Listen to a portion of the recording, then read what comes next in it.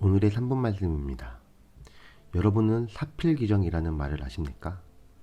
한자로 된 사자성어인데 그 뜻은 올바르지 못한 것이 임시로 승리하는 것처럼 보여도 결국 올바르지 못한 것은 오래가지 못하며 바른 것이 이기게 된다는 의미입니다.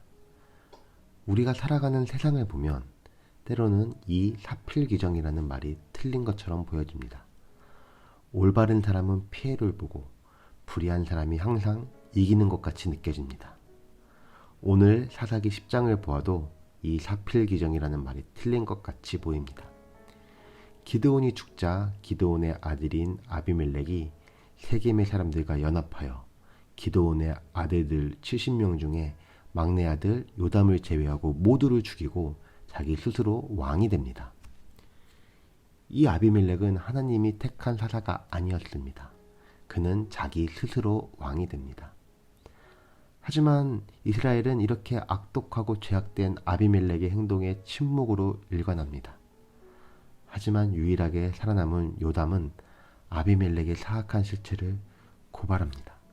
자신의 생명이 위태로울 수 있지만 그것에 주저하지 않고 가시나무처럼 백성들을 칼로 위협하고 무력으로 탄압하고 협박하는 아비멜렉을 고발합니다.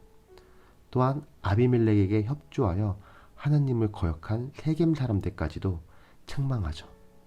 이러한 아비멜렉의 통치는 3년이나 지속됩니다. 하지만 영원할 것 같은 그의 불의함은 하나님의 개입하심으로 끝나게 됩니다. 하나님께서 악한 영을 세겜과 아비멜렉에게 보내어 세겜이 아비멜렉을 배반하게 하십니다. 결국 아비멜렉을 배반한 세겜은 아비멜렉에게 멸망하게 되죠. 하지만 세겜의 멸망에서 끝이 아니라 아비멜렉도 전쟁 중에 한 여인이 던진 맷돌에 머리를 맞아 죽게 됩니다. 하나님 앞에 불의한 아비멜렉이 영원할 것 같았지만 결국 그는 죽음을 맞이하게 됩니다.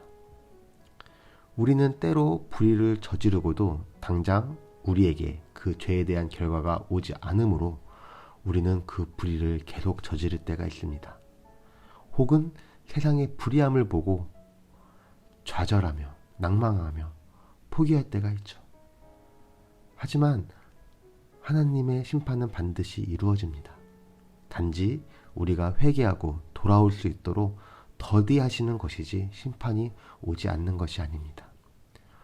우리는 이 죄로부터 돌아서야 합니다.